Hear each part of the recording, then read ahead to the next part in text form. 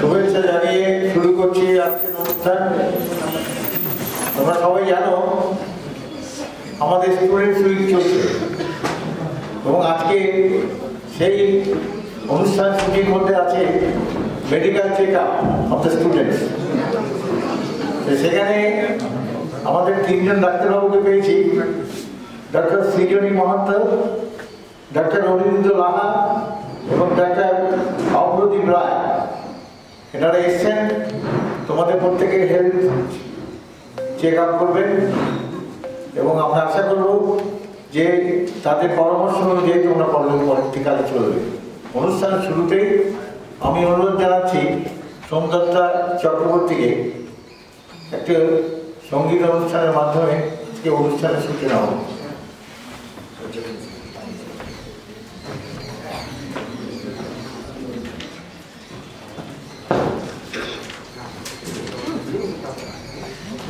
নমস্কার।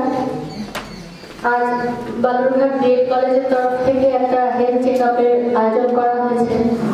তো আমরা যেহেতু প্রতিদিনই বা প্রত্যেকটা অনুষ্ঠানে একটা গান দিয়ে শুরু করি, তো আমাকে আজকে হরিবন্ধু স্যার, প্রেসিডেন্ট স্যার বলেছেন যে একটা গান গাইতে। তো গানটা গাইবার আগে দুটো কথা একটু বলে নিই যে তোমরা তো এখন স্টুডেন্ট, এরপরে আরো অন্য একটা জীবনে যাবে। তো আস্তে আস্তে দেখবে যে যত বড় হচ্ছ তত তোমরা পেছনে সমস্ত কিছুকে আরো বেশি করে মনে করছো। তো আমাদের ফেলে আসা অতীত, আমাদের ছোটবেলা, আমাদের ফেলে আসা গ্রাম, নদী, সমস্ত কিছুই একটা ছবির মতো হয়ে যায়। তো আমি সেই রকম একটা গান গাইবার চেষ্টা করছি।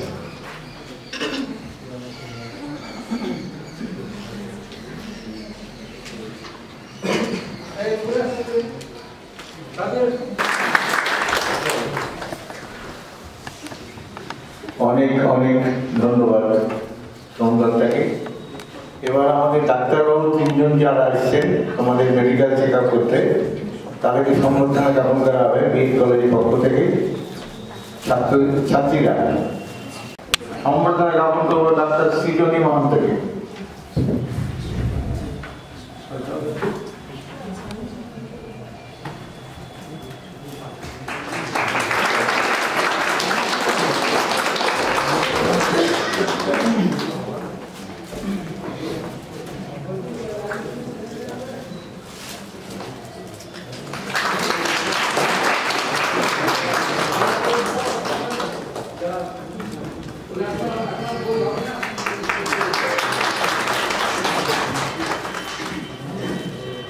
এবার সম্বর্ধনা জ্ঞাপন করা হবে ডাক্তার অনিরুদ্ধ লাহা।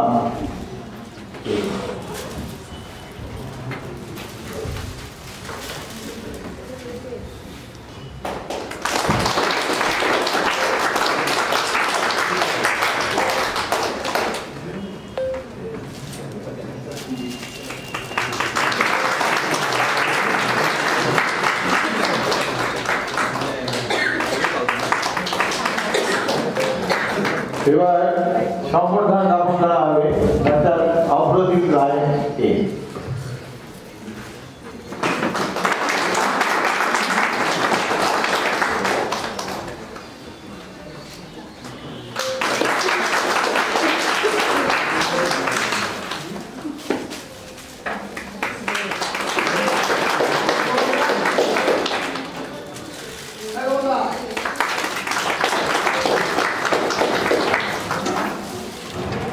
এবার আহ্বান করছি ডক্টর আশিস দাস মহাশয়কে আমাদের বিএড কলেজের পরিচালনা সমিতির সদস্য দু চার কথা বলবার জন্য এবং সাদর আহ্বান জানানোর জন্য।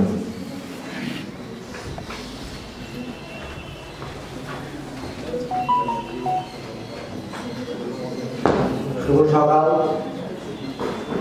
মঞ্চে উপস্থিত ডাক্তার বৃন্দ এবং আমাদের ছাত্রতুল্য, এবং খুব ভালো লাগছে তিনজনই হচ্ছেন আমাদের বালুরঘাটের ছাত্রছাত্রী এবং বালুরঘাটের সত্যি একটু গর্ববোধ করছি। এবং আছেন আমাদের বিএড কলেজের কর্ণধার মাননীয় ডক্টর নবকুমার দাস মহাশয় এবং বিএড কলেজের একাডেমিক অ্যাডভাইজার মাননীয় শ্রী হরিপদ খা মহাশয়। সামনে উপবিষ্ট আছেন আমাদের বিএড কলেজ এবং এমএড কলেজের বিভিন্ন শিক্ষক এবং শিক্ষিকা এবং আমার স্নেহের ছাত্রছাত্রী। আজকে এই যে 4 তারিখ থেকে 2 তারিখ থেকে শুরু হয়েছে আমাদের স্টুডেন্টস ডে, অর্থাৎ উচ্চশিক্ষা দপ্তর এবং পশ্চিমবঙ্গ সরকারের নির্দেশ অনুযায়ী প্রতি স্কুল কলেজে এই যে স্টুডেন্টস ডে শুরু হয়েছে। আমরা আজকে তার শেষ দিন। আমরা বিভিন্ন দিন বিভিন্ন রকম প্রোগ্রাম করেছি, কেরিয়ার প্ল্যানিং করেছি। আজকে তারই একটা অঙ্গ হিসাবে আজকে আমরা শুরু করেছি হেলথ চেক আপ, যেটা সেই হেলথ চেক আপের কী কারণে হেলথ চেক আপটা মোটামুটি অন্যান্য দেশের মতো আমাদের দেশেও রেগুলারলি স্কুল এবং কলেজে হেলথ চেক আপটা অলমোস্ট ম্যান্ডেটারি। কেন এই হেলথ চেক আপটা দরকার সেই সম্পর্কে আমাদের বিভিন্ন মতামত আছে। তবে আমরা সংক্ষেপে যেটা বলছি সেটা হচ্ছে early detection of health issues. অর্থাৎ আমরা অনেকে শিশুকালে জানতেই পারি না যে আমরা কোন রোগে আক্রান্ত হয়েছি। যদি আমরা স্কুল এবং কলেজ লেভেলে যদি কারো হয়তো দেখা যাচ্ছে ডায়াবেটিসের রোগী, কেউ হয়তো টেনশন বা স্ট্রেস, মেন্টাল স্ট্রেস, তার হয়তো মেন্টাল গ্রোথ বা ডেভেলপমেন্ট কোন কারণে হচ্ছে না সেটা যদি ডিটেকশন করতে পারেন, তাহলে সেই সম্পর্কে ছাত্র নিজে ওয়াকিবহাল হতে পারেন যে তার জীবনযাপনের কী পরিবর্তন করতে হবে, এবং সাথে সাথে পরিবার পরিজনদেরকে জানাতে পারেন।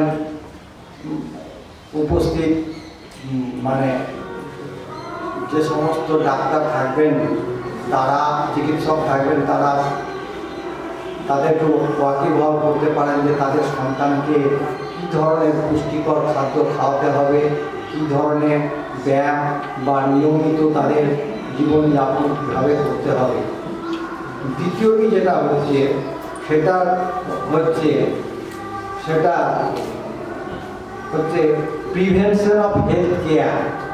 প্রিভেনশন অফ হেলথ কেয়ার বলতে আমরা যেটা বুঝি সেটা হচ্ছে যে আমরা প্রত্যেকেই জানি যে সুস্থ মন যদি থাকে, হেলথ ইজ ওয়েলথ, অর্থাৎ সুস্থ মন সুস্থ চিন্তা হচ্ছে মূল কারণ।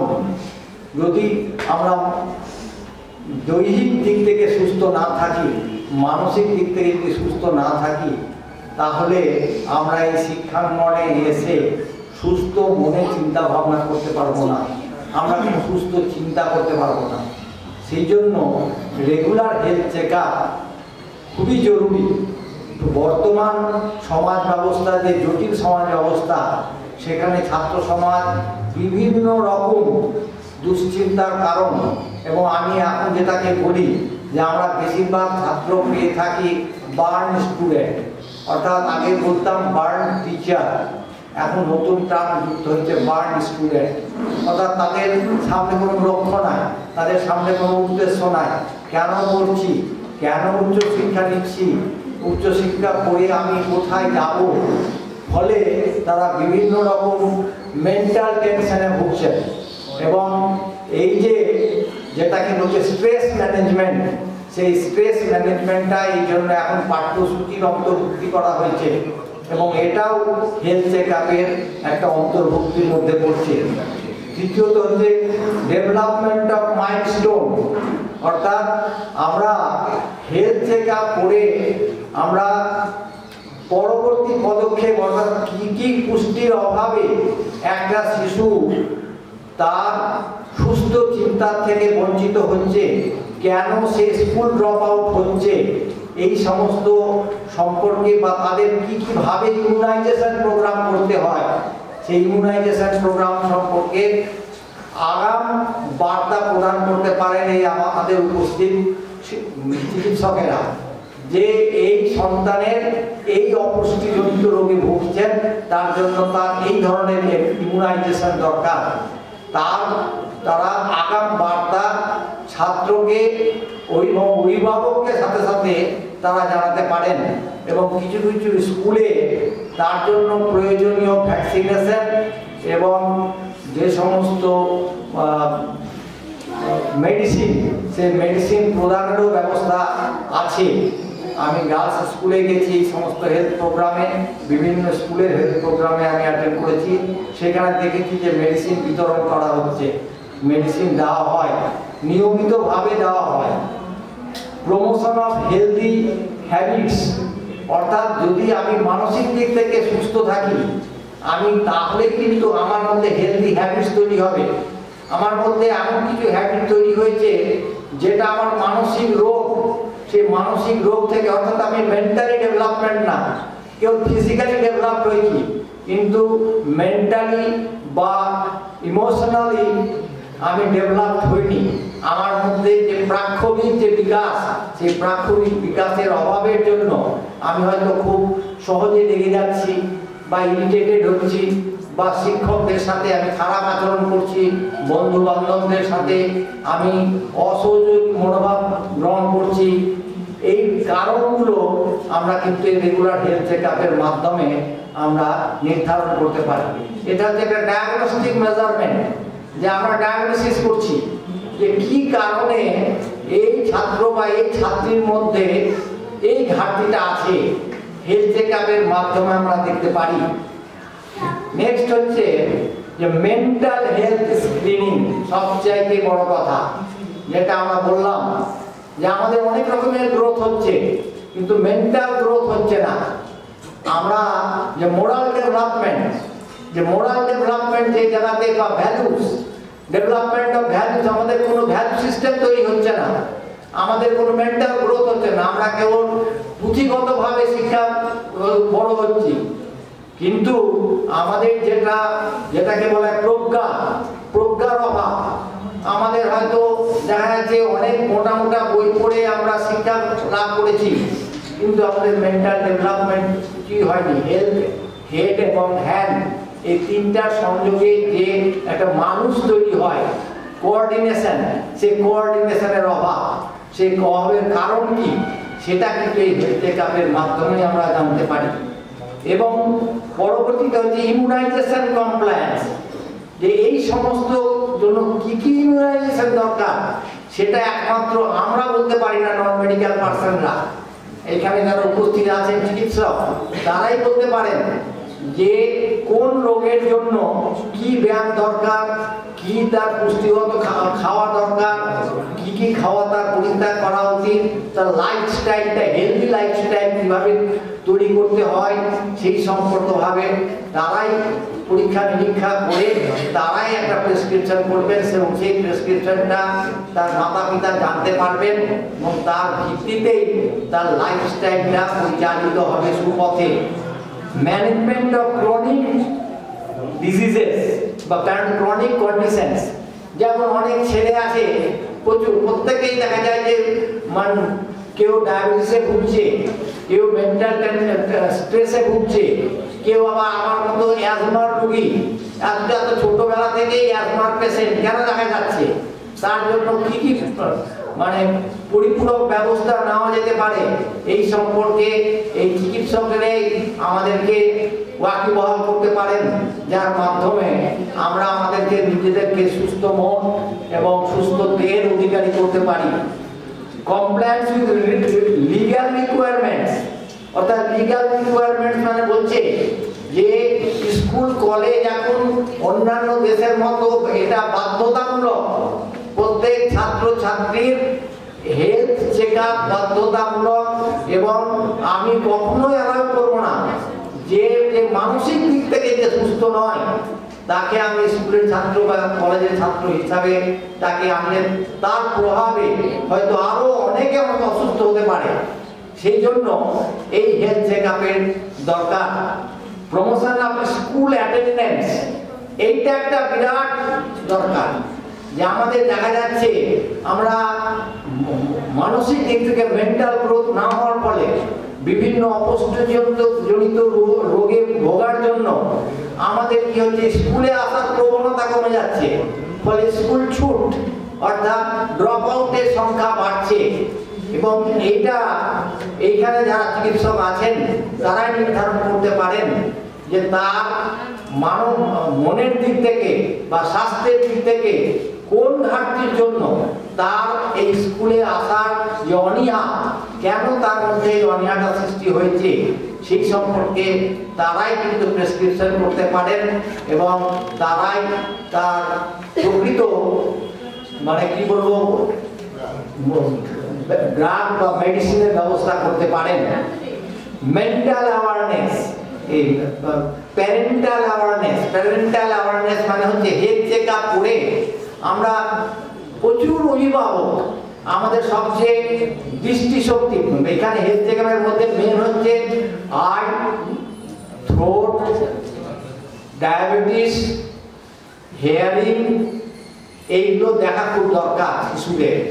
কারণ এগুলো যদি ছোটবেলা থেকে যদি আমরা জানতে পারি তাহলে তার প্রিভেনশন কেয়ার আছে, প্রিভেনশন মেজার আছে।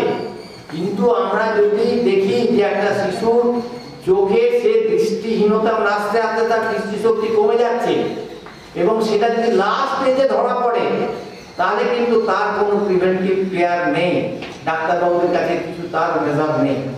ফলে যাতে এই স্কুল এবং কলেজ থেকেই ছাত্রছাত্রীদের এই সমস্ত বিষয়ে যদি চিকিৎসকেরা তাদের পিতামাতাকে জানাতে পারেন যে এই সমস্ত বিষয়ে ঘাটতি আছে, তাদের তার চিকিৎসার সুব্যবস্থা হতে পারে। এক কথায় আমরা বলতে পারি যে হেলথ চেক আপ হচ্ছে হেলদি লাইফস্টাইলের একটা পন্থা বা পদ্ধতি। এবং আমরা আশা করব যে এই হেলথ চেক আপের মাধ্যমে আমাদের বালুরঘাট বিএড কলেজের সমস্ত ছাত্রছাত্রীরা উপকৃত হবেন এবং এখানে যারা উপস্থিত আছেন, যারা আমাদের ডাকে সাড়া দিয়ে তাদের অমূল্য সময় এখানে দেবেন, আমি বালুরঘাট বিএড কলেজের পক্ষ থেকে তাদেরকে আন্তরিক ধন্যবাদ জানাচ্ছি। এবং আমি আমার ছাত্রছাত্রী সবাইকে আজকে এই শুভ সকালে এই হেলথ চেক আপে অংশগ্রহণ করার জন্য, তাদেরকে সুস্থ এবং স্বাভাবিক জীবন তারা যাতে যাপন করতে পারে এই বার্তা রেখে আমি আমার বক্তব্য শেষ করছি। এখন ডাক্তারবাবুরা হেলথ চেক আপ শুরু করবে।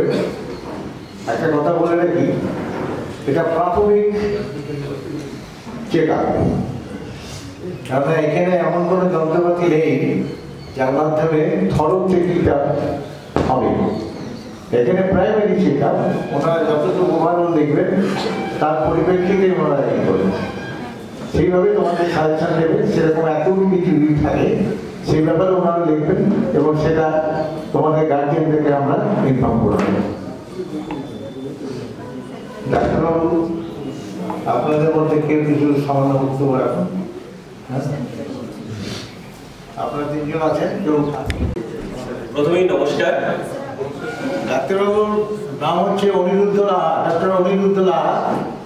সৌভাগ্যক্রমে এরা আমাদের ছাত্র, আমার স্কুলের ছাত্র, বালুরঘাট হাই স্কুল। নমস্কার, আমি কিছু কথা বলবো যেটা হয়তো এই সময়ে দাঁড়িয়ে খুব প্রয়োজন এবং প্রত্যেকে একটু ভালোভাবে শুনলে প্রত্যেকের জীবনে এই ঘটনাগুলো ঘটে। আচ্ছা, প্রথমে মঞ্চে উপবিষ্ট প্রিন্সিপাল স্যার নবকুমার দাস মহাশয়, আমার মানে স্যার, আমি হাই স্কুলে পড়াকালীন হেড স্যার হিসেবে পেয়েছি হরিপদ স্যার, ওনাকে এবং আশিস কুমার দাস শিক্ষক শিক্ষিকা এবং স্টুডেন্টদের শুভেচ্ছা এবং অভিনন্দন। আচ্ছা, তো আমি হেলথের বিষয়ে যে বিষয়টা আমরা করোনা মহামারী পেরিয়ে এসেছি এবং পেরোনোর পরে আমরা বেশ কিছু অসুখ বিসুখ যেগুলো আমরা দেখছি, যেগুলো হয়তো আগে এতটা বেশি পরিমাণে ছিল না।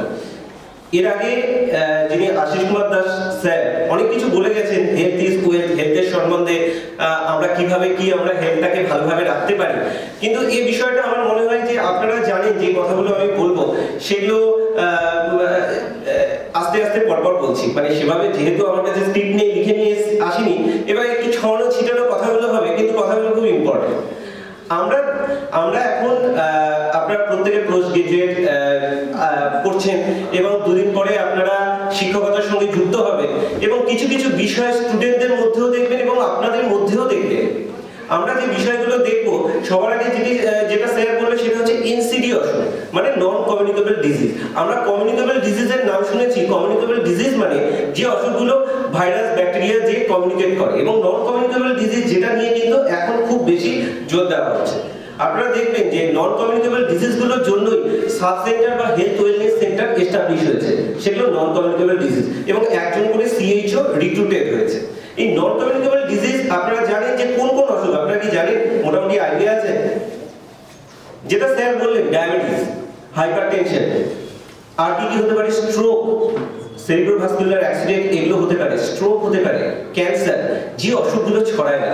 আর একটা মেন্টাল প্রবলেমও বলে, যেটা মেন্টাল হেলথ, মানে যেটা আমারই অসুখ কিন্তু আমি কাউকে ছড়াবো না।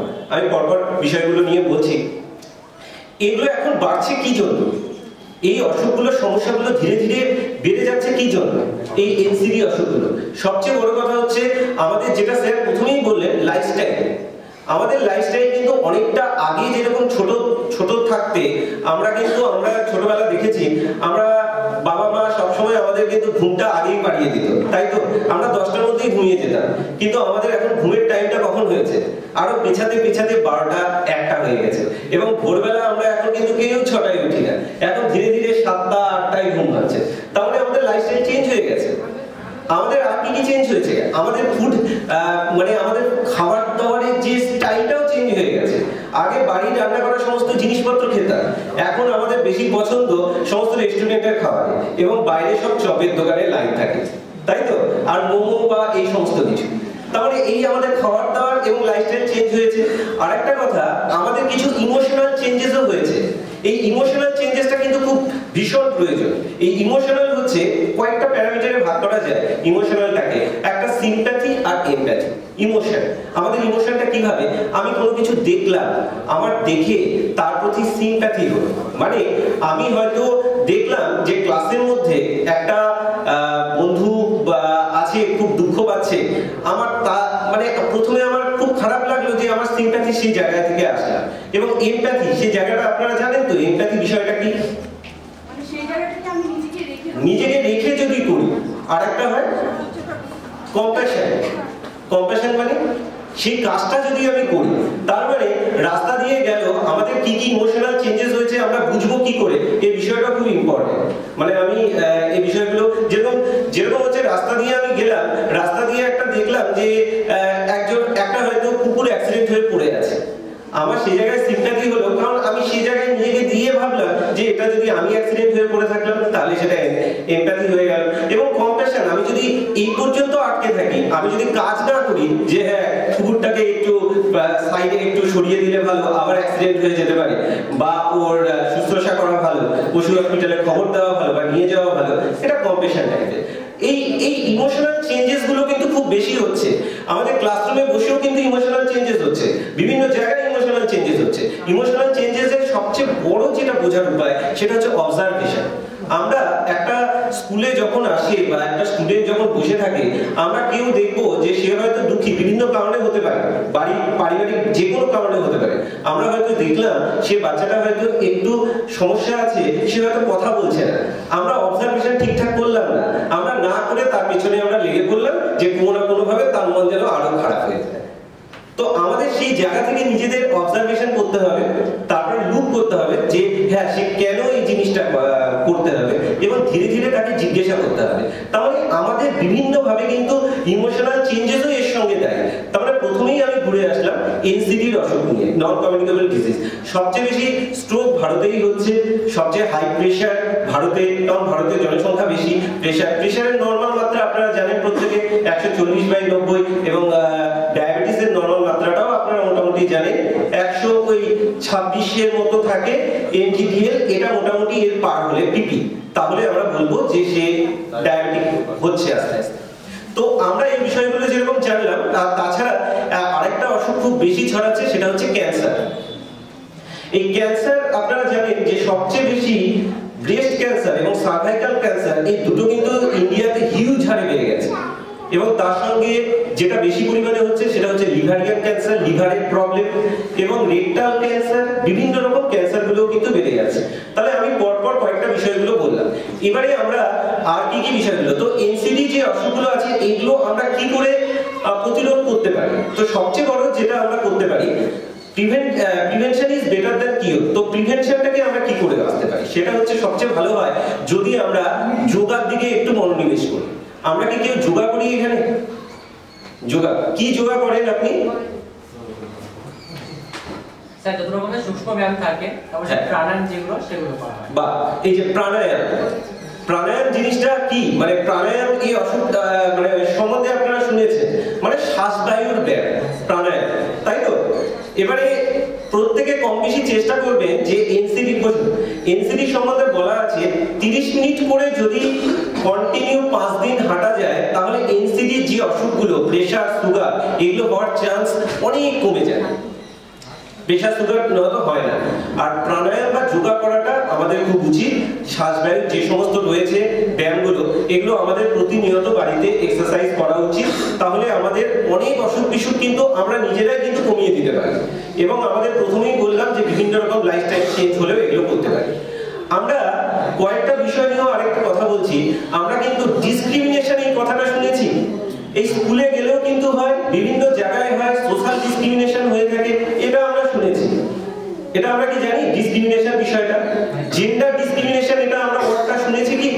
জেন্ডার ডিসক্রিমিনেশন কি, মানে এই বিষয়টা কি আপনারা কি কেউ জানেন? বলুন তো। স্যার লিঙ্গ বৈষম্য স্যার অনেক জায়গায় দেখা যাচ্ছে, মানে একটা জায়গায় ছেলেদের অধিকার পাচ্ছে বাট মেয়ে পাচ্ছে না। আবার অনেক দেখা যাচ্ছে মেয়েদের অধিকার দেওয়া হচ্ছে বাট ছেলেদের দেখা হচ্ছে না। সরাসরি প্রোটেকশন যেমন স্যার অনেক সময় দেখা মেয়েদেরকে স্যার মানে একটু হায়ার প্রায়োরিটি দেওয়া হচ্ছে, কিংবা ছেলেদের কম দেওয়া হচ্ছে, বা উল্টা হতে পারে, ভাইস ভার্সা, ছেলেদেরকে দেওয়া হলো। তো আমরা জেন্ডার কেন বলছি, তাহলে সেক্স ডিসক্রিমিনেশন তো বলতে পারি। মানে স্যার এটা সোশ্যাল ট্যাবু। বিষয়টা হচ্ছে জেন্ডার কিন্তু সোশ্যাল ট্যাবু, যে কথাটা বললো, জেন্ডার কিন্তু আমরা তৈরি করে দিই। একটা মেয়েরও যদি চুল ছোট থাকে আমরা না বুঝতে পারি ওটাই বুঝিছে, তাই তো? মানে জেন্ডারটা আমরা আমাদের মতো করে মেনে নিই যে হ্যাঁ ওই ছেলে ওই মেয়ে, মানে আমরা এই বিষয়টাকে ইয়ে করি। তার মানে এটা কিন্তু ভীষণ প্রয়োজন। মানে আমি সবগুলো একসঙ্গে নিয়ে আসবো, তারপরে গিয়ে একটা কনক্লুশন করবো। তার মানে জেন্ডার ডিসক্রিমিনেশনটা ভীষণ ভাবে হয়। এটা কিন্তু প্রতিনিয়ত আপনারা যেহেতু কয়েকদিন পরে শিক্ষক শিক্ষিকা হবেন, আপনারাও দেখবেন ক্লাসরুমে সমস্ত স্টুডেন্টদের মধ্যেও হচ্ছে, হয়তো বিভিন্ন ভাবে আপনারা দেখতে পারবেন জেন্ডার ডিসক্রিমিনেশন বিষয়টা। যে একটা হয়তো ছেলে ক্রিকেট খেলে বা একটা মেয়ে হয়তো ভালো ক্রিকেট খেলতে পারে, কিন্তু বাড়িতে গিয়ে বললো বাবা মাকে যে আমি ক্রিকেট খেলতে যাব, কিন্তু সে কি করবে, যে বাবা মা বলবে না না এটা তো ছেলেদের খেলা, তুই কেন খেলবি? তাহলে আমরা কিন্তু অলরেডি ডিসক্রিমিনেশন করে ফেলছি, বাড়িতেই কিন্তু বিষয়গুলো ডিসক্রিমিনেশন করে ফেলি। এই বিষয়টাকে আমাদেরকে একটু নজর দিতে হবে যে এই বিষয়টা। আর কিছু কিছু চেঞ্জেস যেরকম আমাদের লক্ষ্য করা যায়, যে এটা যেহেতু স্টুডেন্ট যেহেতু অ্যাডোলেসেন্ট গ্রুপ, আপনারা নাম শুনেছেন অ্যাডোলেসেন্ট গ্রুপ, যে মোটামুটি 11 থেকে 19 বছরের মধ্যে অ্যাডোলেসেন্ট গ্রুপ, আপনারা 19 বছরে অনেক বেশি, তো সুতরাং আপনারা এই বিষয়গুলো নিয়ে একটু আলোচনা করে দিই। অ্যাডোলেসেন্টদের বিভিন্ন রকম চেঞ্জেস হয়ে থাকে এই বয়সে, তো সেই চেঞ্জেসটাকেও কিন্তু আমাদেরকে ভালোভাবে কিন্তু ওদেরকে বুঝতে হবে। ওদের বিভিন্ন রকম চেঞ্জেস, একটা যেরকম ফিজিক্যাল চেঞ্জেসও হয়ে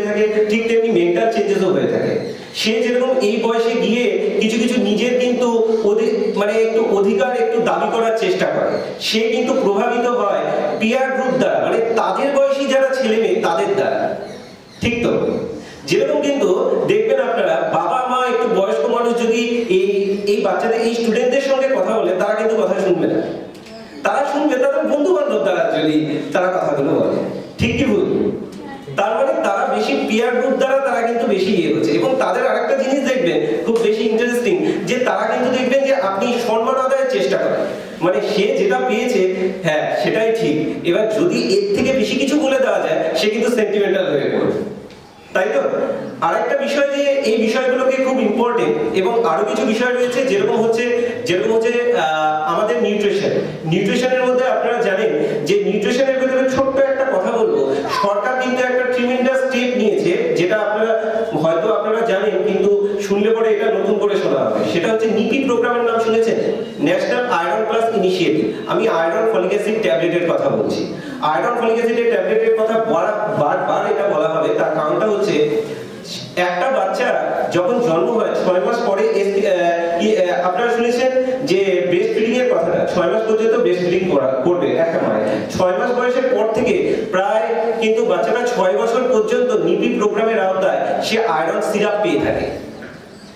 6 বছর থেকে একটা বাচ্চা 12 বছর পর্যন্ত জুনিয়র উইস ট্যাবলেট পেয়ে থাকে। এটা কিন্তু আয়রন ট্যাবলেট, স্কুলগুলোতে আয়রন ট্যাবলেট দেওয়া হয়। এবং 12 বছর থেকে 18 বছর পর্যন্ত তাকে কিন্তু সিনিয়র উইস ট্যাবলেট দেওয়া হয়ে থাকে, তার মানে আয়রন ট্যাবলেট। আমাদের ইন্ডিয়ায় সবচেয়ে বেশি কিন্তু আয়রন ডেফিসিয়েন্সি অ্যানিমিয়াতে ভুগছে বেশিরভাগ বাচ্চারা, স্টুডেন্টরা এবং মহিলারাও করে। আমরা আয়রনের নরমাল মাত্রা জানি তো কত?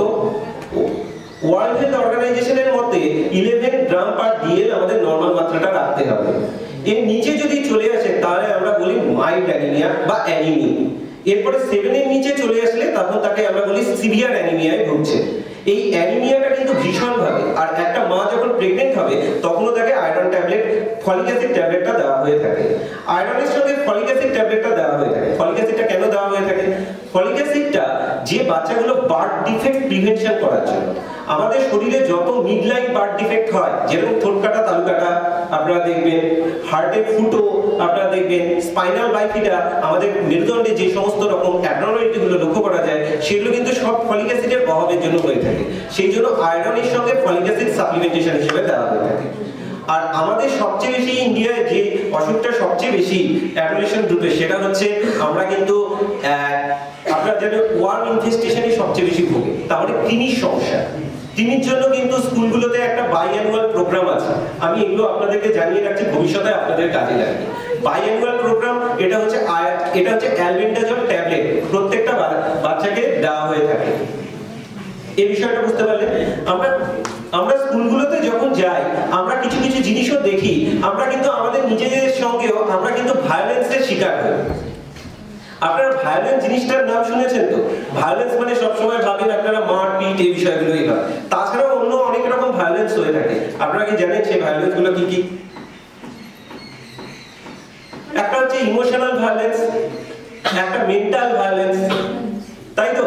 বিভিন্ন রকম স্পিরিচুয়াল ভায়োলেন্সও আছে, সব দিক থেকে পলিটিক্যাল ভায়োলেন্সও আছে, আপনি যেটা বলবেন সেটাই ভায়োলেন্স, ঠিক কিনা? তো বিষয়টা হচ্ছে আমরা এই বিষয়গুলো নিয়ে কেন আজকে আলোচনা করছি, এই বিষয়গুলো ভীষণ প্রয়োজন।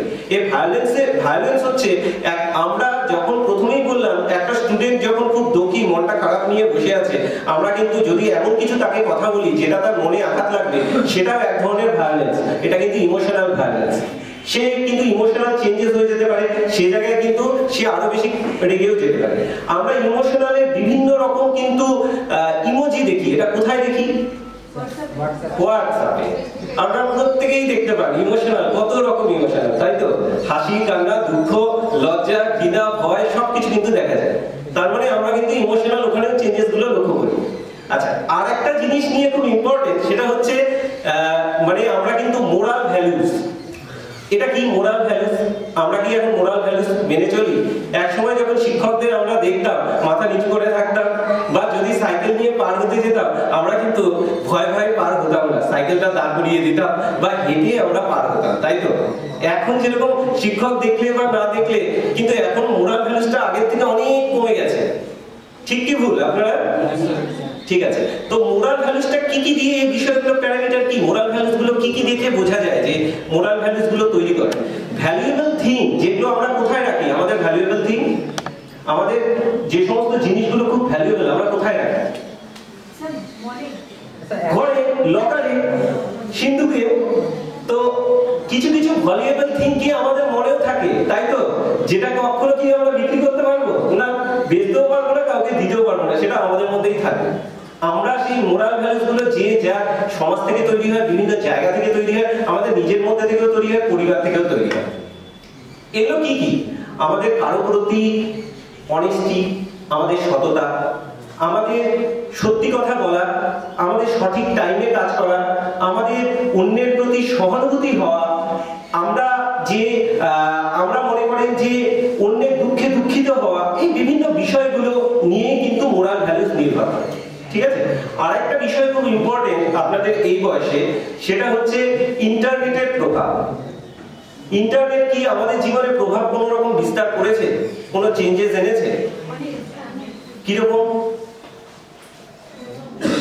স্যার একটা তো ডিসঅ্যাডভান্টেজ যেটা যে মানে লেট নাইট করে মানে ঘুমানো, এটা লেট নাইট করে ঘুমানো। আচ্ছা, তো ইন্টারনেটের প্রভাব যেভাবে আমাদের পড়েছে সেটা আমরা নরমালি যেটা দেখবো সেটা হচ্ছে বিভিন্ন রকম টিভিতে দেখি বিভিন্ন রকম অ্যাডভার্টাইজমেন্ট আমরা দেখি।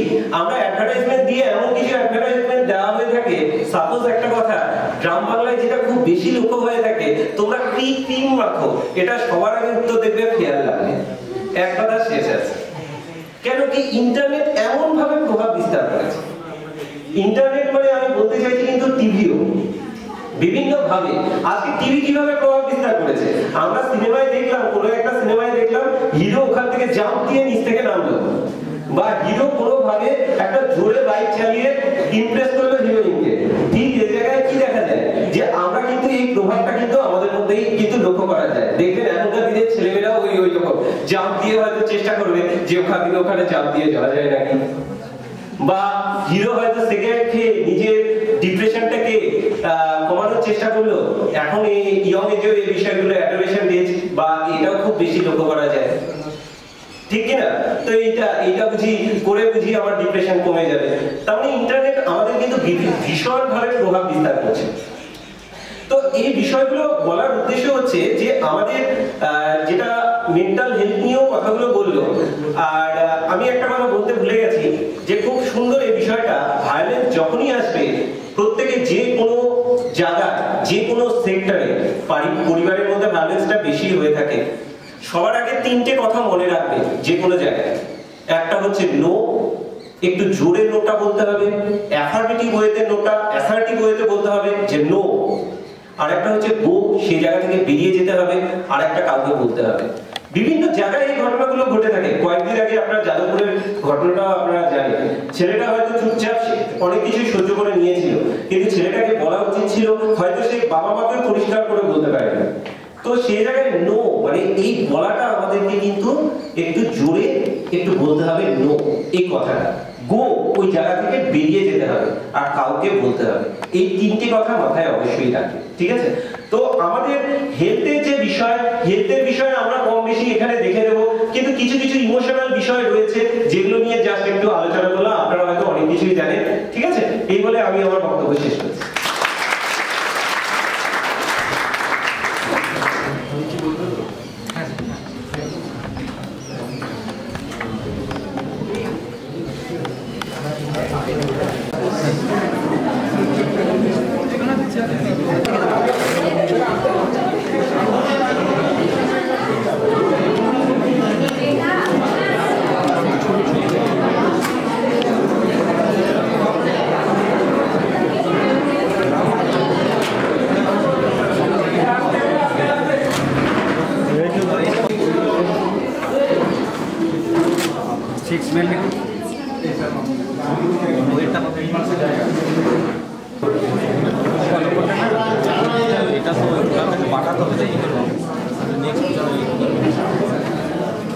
चिकूर नहीं सर, चिकूर दिखा था।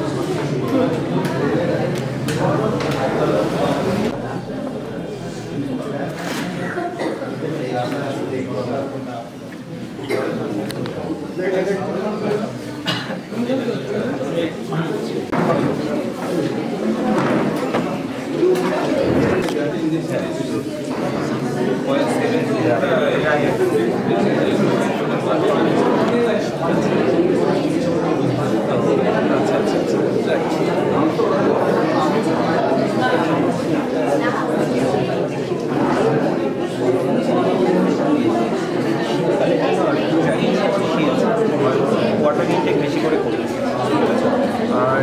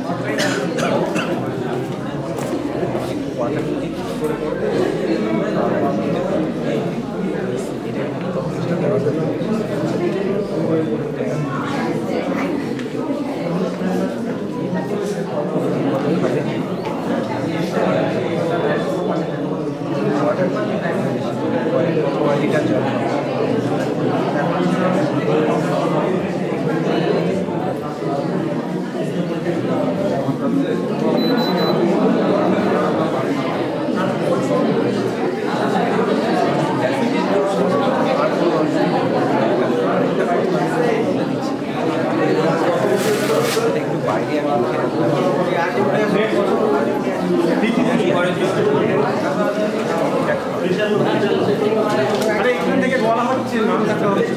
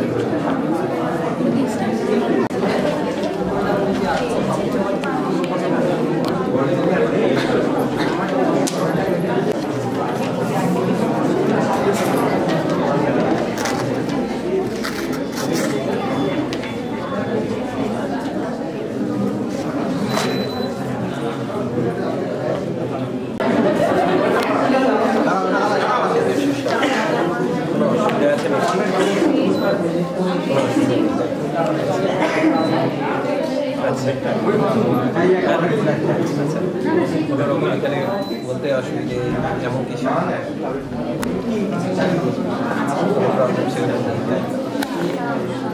বাড়ি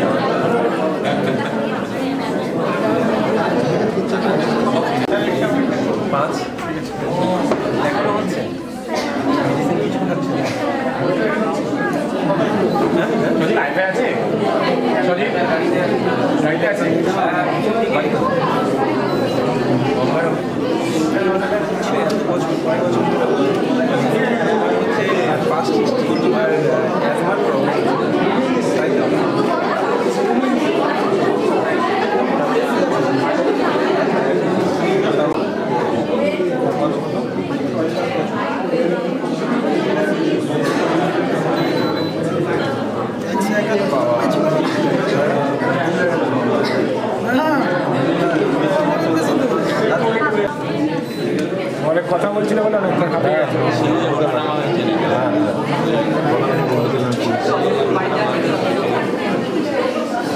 ওর ওজন বেশি না, তোমার পর যাবে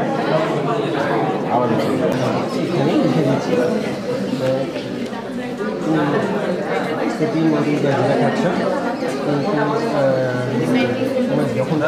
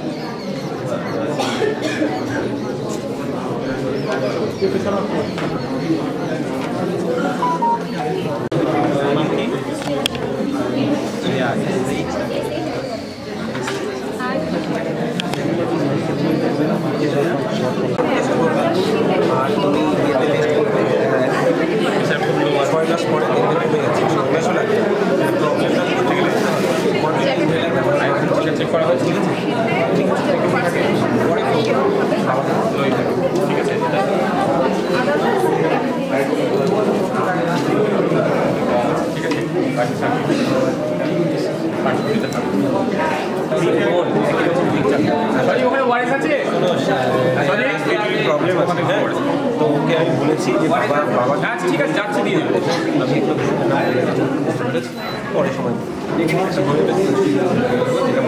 তোমার কি কোনো অসুবিধা আছে? ওরকম জিনিস প্রেশার তোমার ঠিক আছে? 7 ইঞ্চ। আচ্ছা, ওয়েট 50 ঠিক আছে।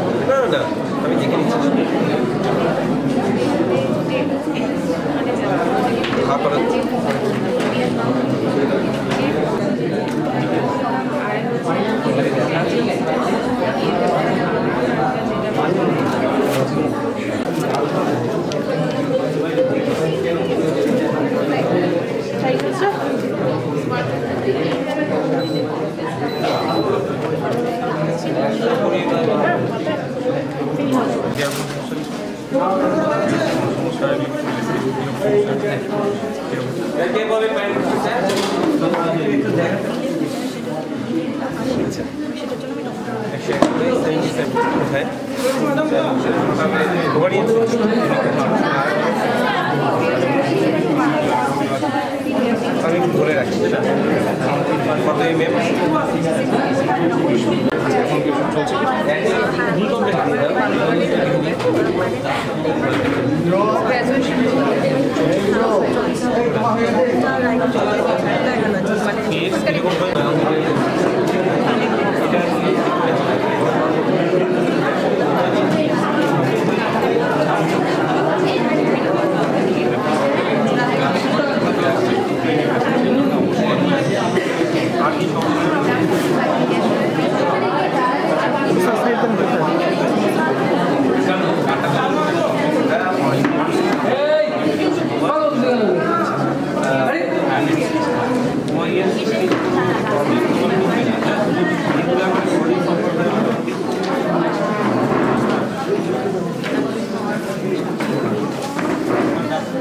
আর কোনো সমস্যা বলে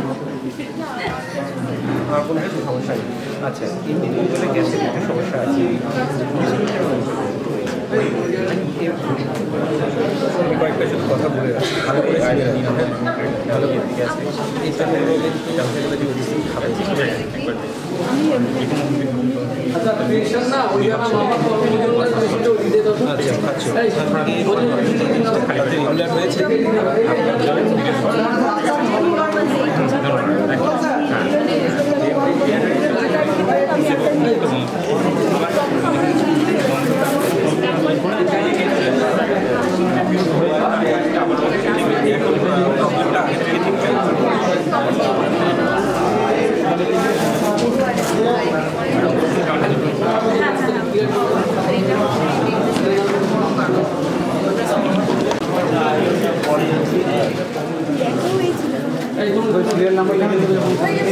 রয়েছে তোমার পিছনে চলে যাও, মানে তোমার মাপাটা কমপ্লিট, একদম পিছনে বসো, যাদের হয়ে গেছে তারা পিছনে চলে যাও, একদম পিছনে চলে যাও, যাদের হয়ে গেছে তারা তোমরা এদিক চলে আসো, যাদের হয়ে গেছে একদম পিছনে, যাদের হয়ে গেছে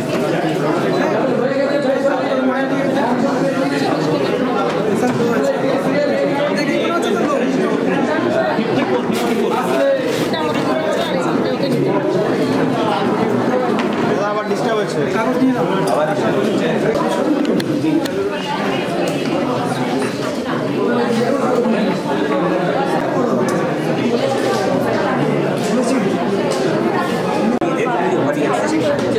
যেটা সবচেয়ে বড় কথা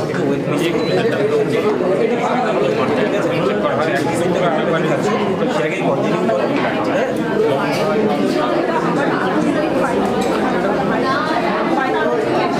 বলে দিচ্ছি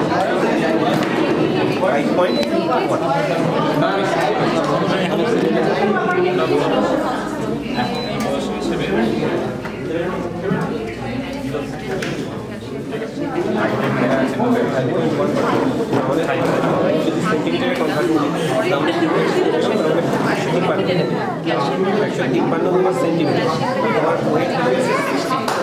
তোমার ইএমআই আছে 25, আইডিয়াল ওয়েট হচ্ছে 56, বুঝতে পেরেছেন?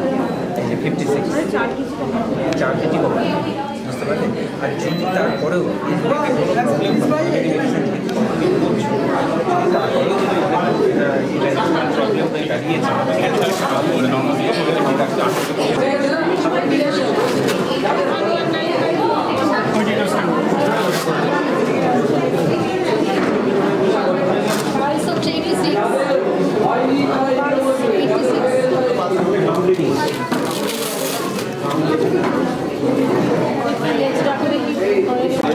তোমার কি প্রেশার তো তোমার লো, বুঝেছো? আর তোমার কোনো অসুবিধা প্রবলেম কীরকম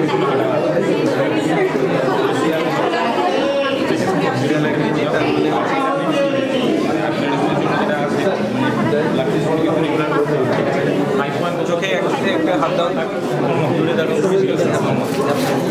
ওই চোখে দেখো,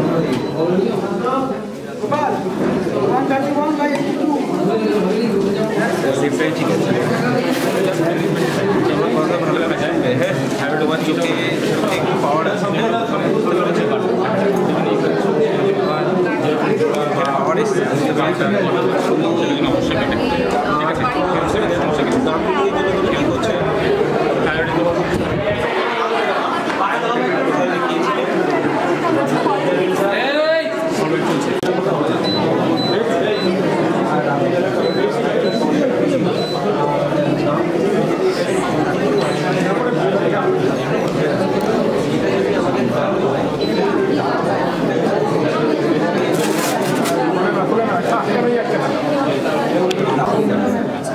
না বুঝতে পেরেছি কী করে সামনে এটাও বুঝতে পেরেছি, তোমার একটু সময় লাগে, একদম গ্যাসের প্রবলেম হয়ে জলের সেই খাচ্ছ তার জন্য অনেক স্টেন সবার ক্ষেত্রে করে না, সব কিছু তোমার দ্বারা তোমার উপরে চলছে, বুঝতে পারলে? তোমাকে যেটা বলছি ভালো করে শুনবে, হ্যাঁ? আমি একটা লাগানোর জন্য, ঠিক আছে?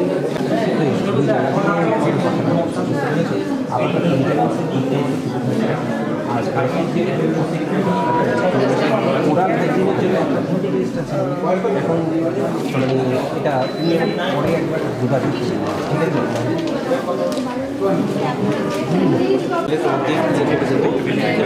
এমনি কোনো অসুবিধা সাজেস্ট অনেকটা ভালো থাকবে যে প্রবলেমে খারাপ আছে মনে করেন সেটা এখন সেখান থেকে হয়তো আমি তোমাকে করাতে পারবো 70% তোমাকে ঠিক করাতে পারবো 30% তোমার গ্যাস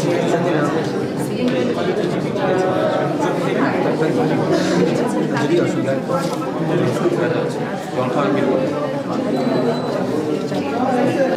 আরে মানে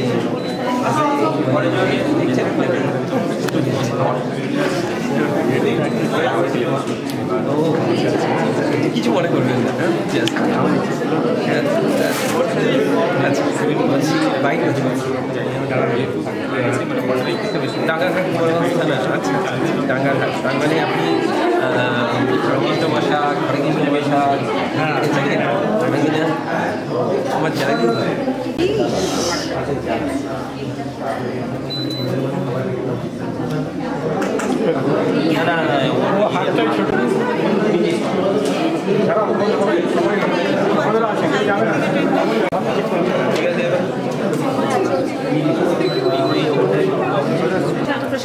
হ্যাঁ ওরও ইয়ে দেবান্বিতারও সাইয়ের দিকে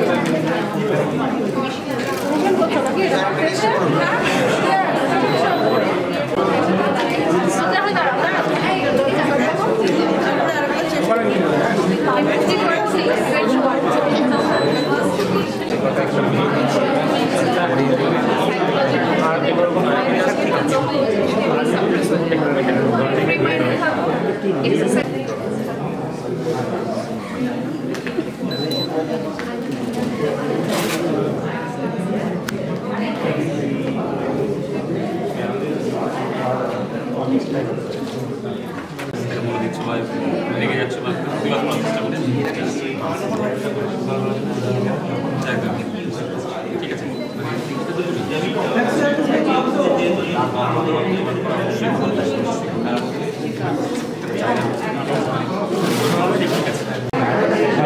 করার চেষ্টা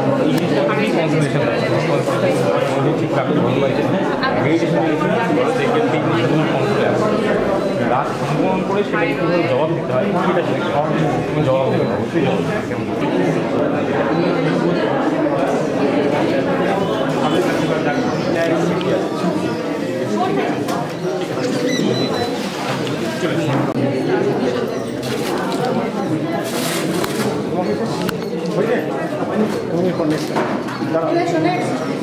ওখানে থাকবে কিন্তু চলে এসো মানে হচ্ছে তোমার মানে তোমার প্রবলেম আছে মানে কোন দূরে ডিস্ট্যান্ট ইস্যু এটা কেন হচ্ছে বলে আর কি প্রবলেম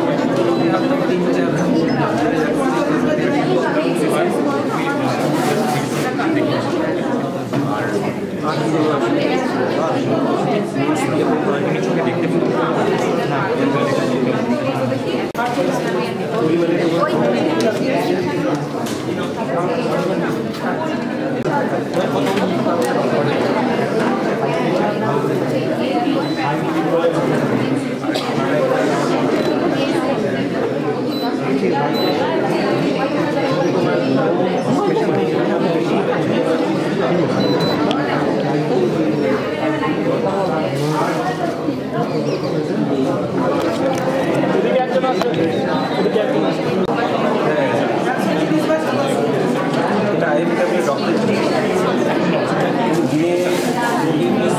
খাওয়ার পরে খাবে ঠিক আছে আর কন্টিনিউ এটা বন্ধ করবে না তাতে হিমোগ্লোবিনের মাত্রাটা তোমার বাড়াবে প্রেশারটা তুমি আরেকবার চেক করো একটু যাও প্রেশারটা হাই রয়েছে তোমার প্রেশারটা আরেকবার চেক করে দাও একটু ডাক্তার বুঝতে পেরেছো তুমি প্রেশারটা একবার চেক করে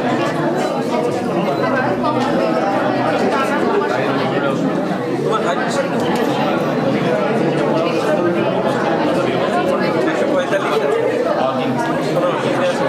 145 আছে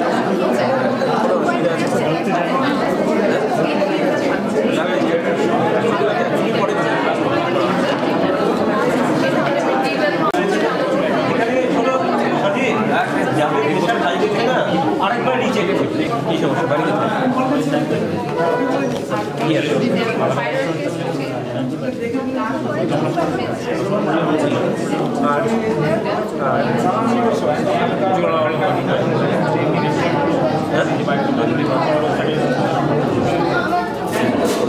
সাথে প্রেশারের সমস্যা এক্সট্রা সল্ট নেবে না, ঠিক আছে? আচ্ছা, বুঝতে পারছি। আর কোনো সমস্যা আছে? এখন ঠিক আছে, আর তুমি হচ্ছে চেষ্টা করবে যে তুমি এখান থেকে ওটা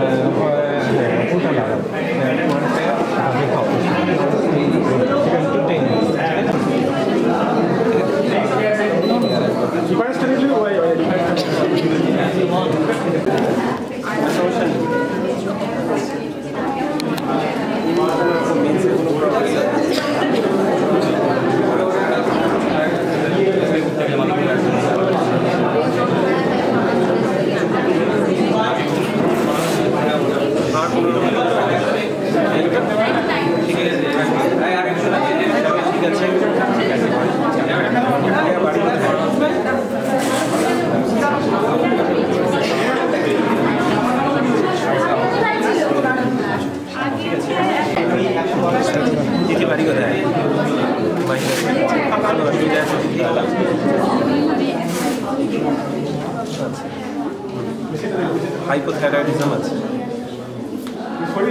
হাইপোথাইরয়েডিজম মানে তো তোমার ভালো আছে, মানে 100 মানে অনেকটাই।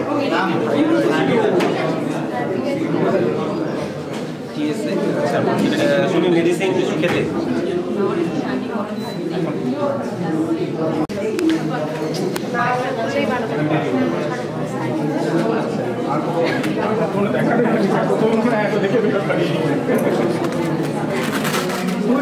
এটা রিপোর্টটা করে জানাবে যে হিমোগ্লোবিন আর থাইরয়েড ইমিডিয়েটলি করাবে, ভালো জায়গা থেকে করাবে, ভুলভাল জায়গা থেকে করাবে না।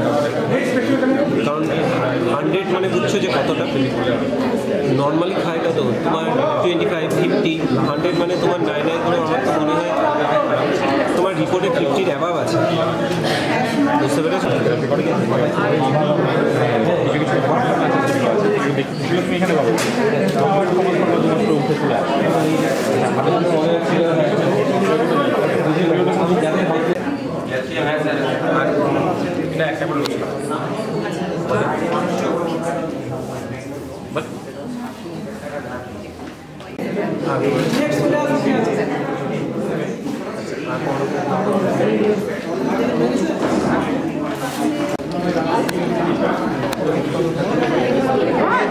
আমি দেখিয়েছি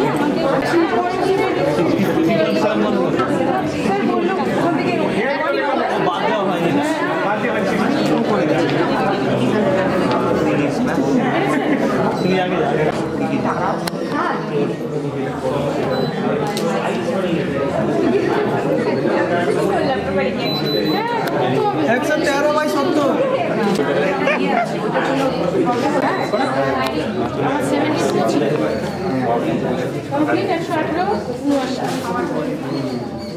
নেক্সট কথা করে এলো তুমি, তাই তো? রিয়া মোহন তো স্যার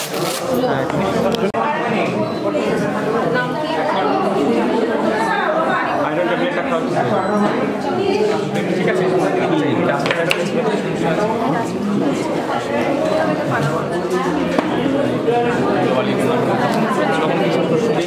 কম রয়েছে।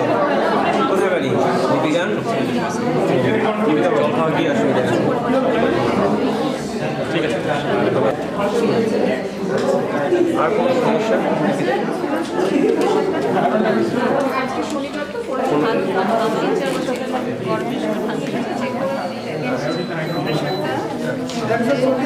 একটু তোমাকে ক্যালসিয়াম দিয়ে রাখা আছে।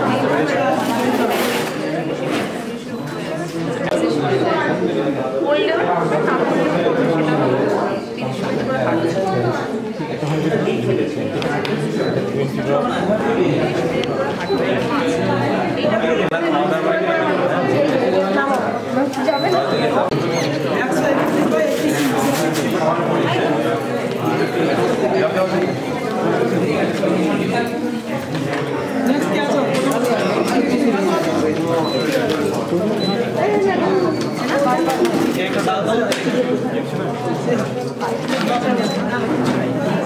7 দিন পর এটা প্রতিদিন বিকেলবেলায় অ্যান্টিঅক্সিডেন্ট নিয়ে তার মধ্যে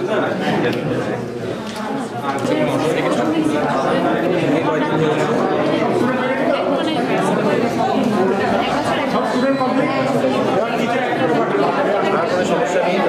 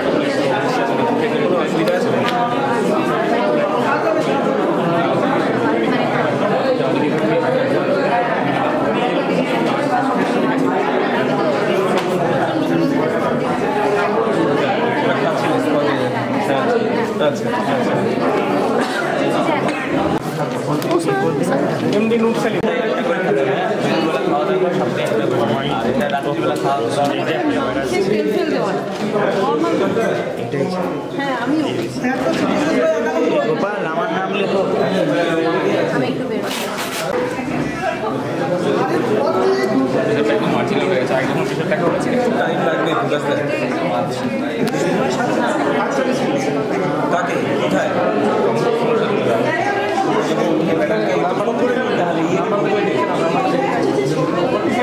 ইয়েকে ফোন করে নিন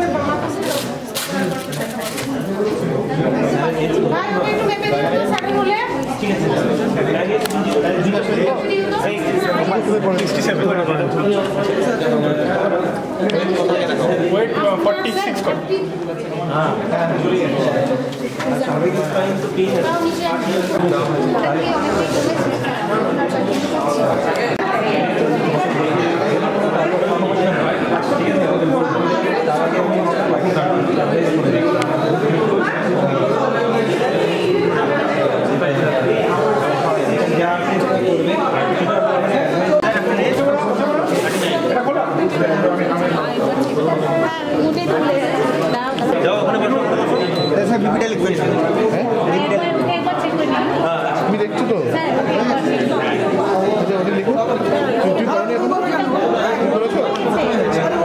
আমি করে নিই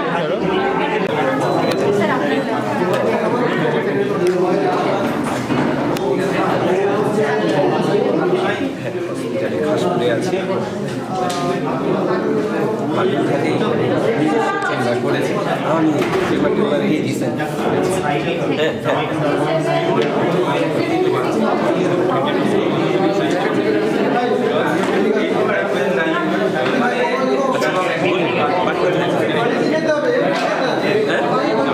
জিয়া যাচ্ছে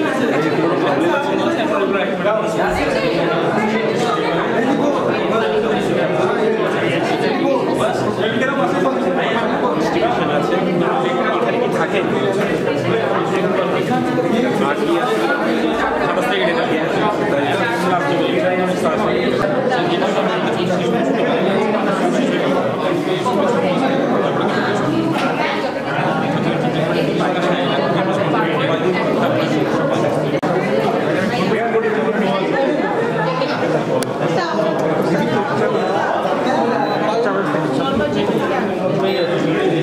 আমার ছুটির করতে হবে কেন আমার সমস্যা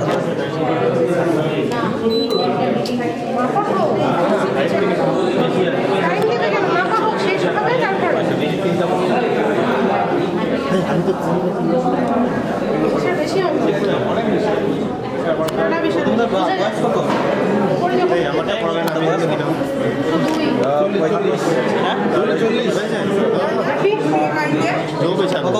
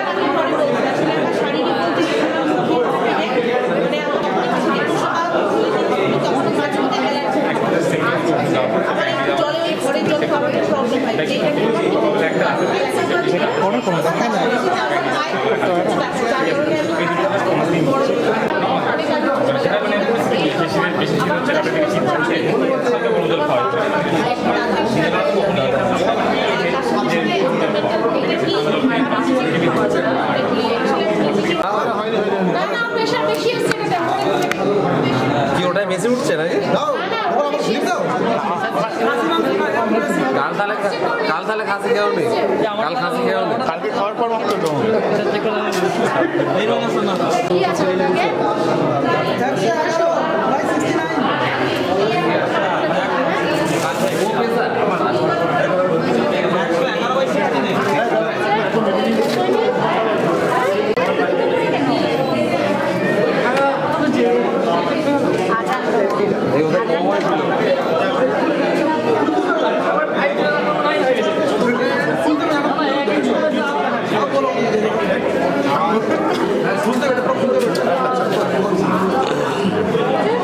ওই এখানে আবার ওখানে মাপছে।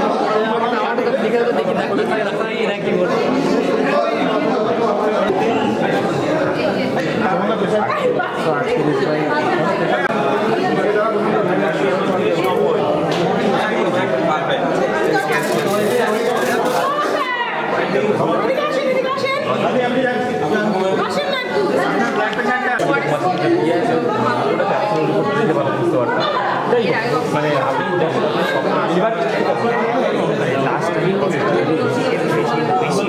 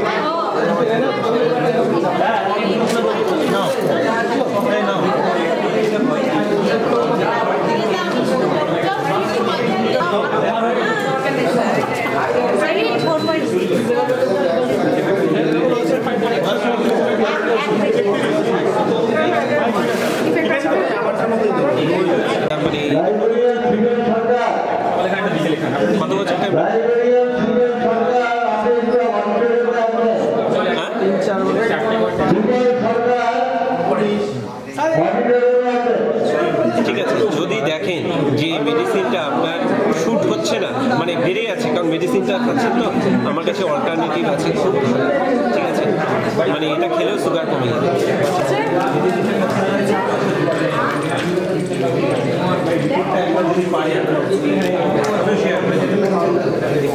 ঠিক আছে,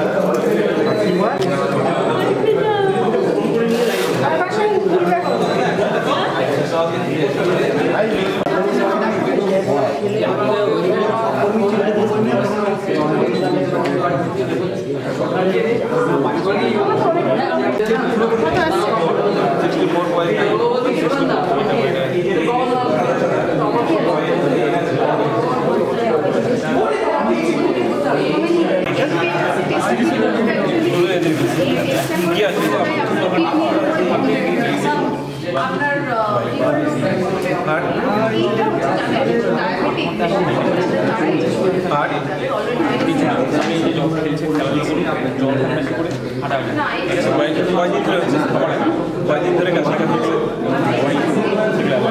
মাঝে মধ্যে অকেশন, মানে মাঝে মধ্যে হচ্ছে, সবসময় কন্টিনিউ যে রেখে আছে।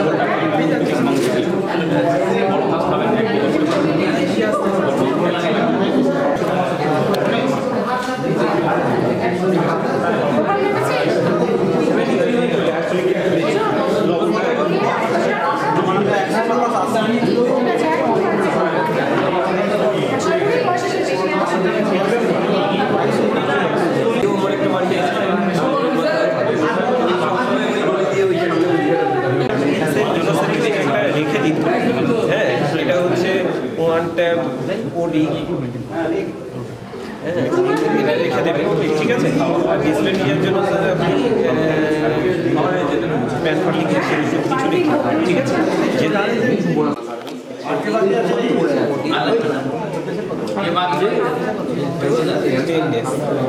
এইটা যেটা হয়েছে একটা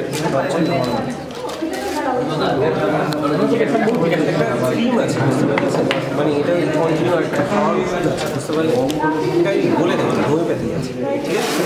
আপনি আমাকে সাথে একটা বক্সতে যাবেন, যদি তারপরে কোনো সমস্যা একটা না বললে এটা কিনে পাবেন, রিয়ার মেডিসিনটা তো ছট করে পাওয়া যাবে, এই দুটোই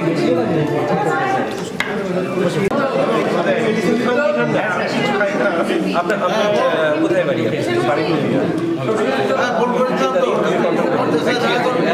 আপনি করে ওই বিষয়ে ঠিক করুন, আমি 10 দিনের মধ্যে দেখবেন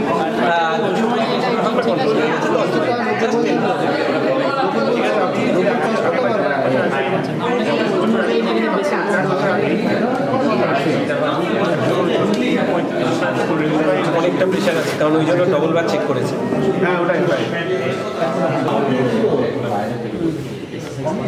হ্যাঁ, মানে গাড়িটাকে ডেকে নিন, আমি তো আপনাকে বললাম, মানে এত ভিড় হয়ে আছে না যে কথা বলতে পারছিলাম না।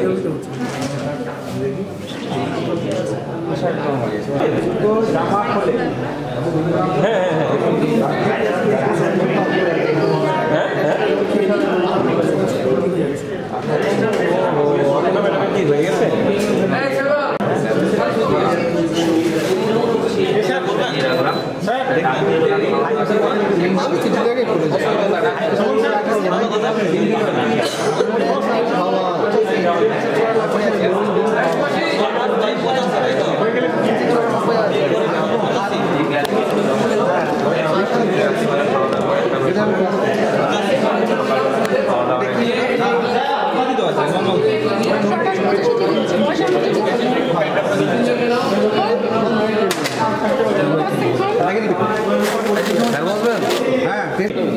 এই যে এদিকে এসো, করেছে কথা বলবে,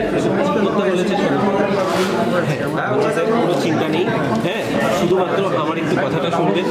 অ্যাডভাইস আপনি এত সুন্দর রেজাল্ট পাবেন যে অ্যাডভাইস শুধু লো প্রোটিন ডায়েট, প্রোটিন ডায়েটের মধ্যে আপনি খাবেন না, বেশি পরিমাণে আপনাকে একবারে বলে দিচ্ছি মাংস, ডিম এগুলো পরিমাণে কম খাবেন, ঠিক আছে।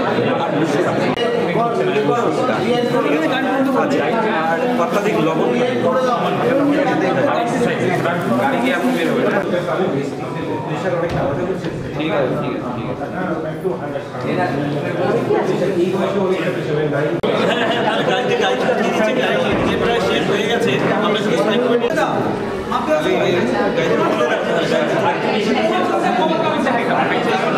সকালবেলা আপনি প্রোটিন ডায়েট, মাংস, ডিম, মুসুর ডাল, সল্ট রেস্ট্রিক্টেড ডায়েট। আমি একটা বলে দেবো সকাল থেকে কার্বোহাইড্রেটের দিকে আপনাকে জোর দিতে হবে, কিন্তু বেশি কার্বোহাইড্রেট খেলে শরীর ভেঙে পড়ে অনেক রকম বিষয় রয়েছে। ফ্যাটটাকেও ঠিক মতো খেতে হবে, ব্যালেন্স হবে। 28 বিয়ে হয় প্রেশারটা অনেকটা বেশি অনেক যেটা আছে সেই হিসাবে আপনার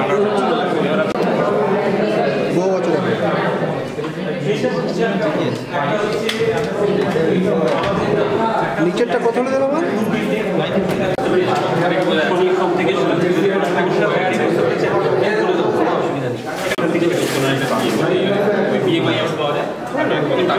নিয়ে না পরে আপনার মানে সাহায্য